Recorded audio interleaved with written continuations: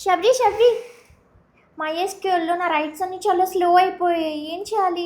MySQLలో యాక్చువల్గా చాలా లాగ్స్ ఉంటాయి అనమాట. ఆ లాగ్ ఫైల్స్ అర్థం అయితే మేబీ నీకు ఆన్సర్ దొరకవచ్చు. ఒకసారి రా చెప్తాను. ఫర్ ఎగ్జాంపుల్ లెట్స్ సే నీ దగ్గర ఒక ప్రైమరీ డేటాబేస్ ఉంది, అలానే ఒక రెప్లికా డేటాబేస్ ఉంది. ఇప్పుడు ఈ ప్రైమరీ డేటాబేస్ని మనం కొంచెం జూమ్ చేసి చూస్తే దాని డిస్క్లోని మనకి 3 లాగ్ ఫైల్స్ కనిపిస్తుంది అనమాట. Redo log file, undo log file, bin log file. అదే రెప్లికా డేటాబేస్ డిస్క్ని మనం కొంచెం జూమ్ చేసి చూస్తే అక్కడ కూడా ఒక లాగ్ ఫైల్ కనిపిస్తుంది అనమాట. దాన్నే రీప్లే లాగ్ ఫైల్ అంటారు. ఇప్పుడు ఫర్ ఎగ్జాంపుల్ నీ ప్రైమరీ డేటాబేస్కి ఒక అప్డేట్ వచ్చింది.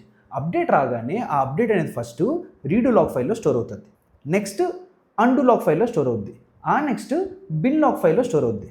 ఇప్పుడు నీ అప్డేట్ అనేది రెప్లికాలో ఉన్న రీప్లే లాగ్లో కూడా స్టోర్ అవుద్ది అనమాట. ఇవన్నిట్లో స్టోర్ అయిన తర్వాతే కస్టమర్కి సక్సెస్ రెస్పాన్స్ అనేది ఇస్తుంది అనమాట. ఇప్పుడు నీకు డౌట్ రావచ్చు, ఎందుకురా ఇన్ని లాగ్స్లో స్టోర్ చేస్తున్నావు అని చెప్పని.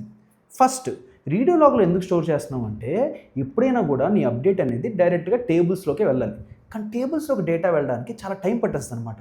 అందుకే మనం టెంపరీగా రీడూ లాగ్లో పెట్టుకుంటాం. ఎప్పుడైతే నీ డేటా అనేది యాక్చువల్ టేబుల్స్లోకి సింక్ అయిపోతుందో అప్పుడు రీడూ లాగ్ నుంచి మనం ఈ డేటాని డిలీట్ చేస్తాం.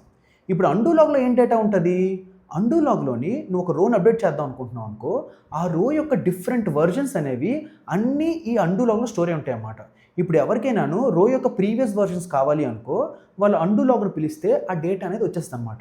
ఇప్పుడు ఎవరికి ఆ ప్రీవియస్ వర్జన్స్ వద్దనుకో, మనం సింపుల్గా అండూ లాగ్ నుంచి ఆ డేటాని డిలీట్ చేస్తాం అనమాట. ఇప్పుడు బిన్ లాగ్కి వస్తే బిన్ లాగ్లో మనం యాక్చువల్గా ఏం డేటా స్టోర్ చేస్తామంటే, ఇప్పుడు నీ ప్రైమరీ డేటాబేస్ అనేది నీ రెప్లికాకి డేటా అనేది సింక్ చేయాలి.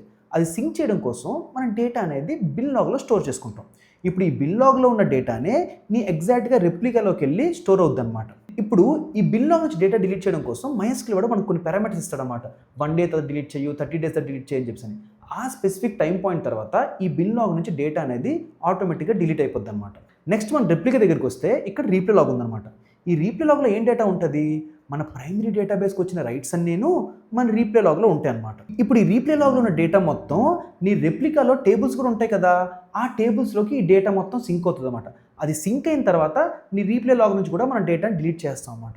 సో ఈ విధంగా ఒక సింగిల్ రైట్లోని ఈ డిఫరెంట్ లాగ్ ఫైల్స్ అనేవి ఇంటరాక్ట్ అవుతాయి అనమాట. ఇంట్రెస్టింగ్ కదా.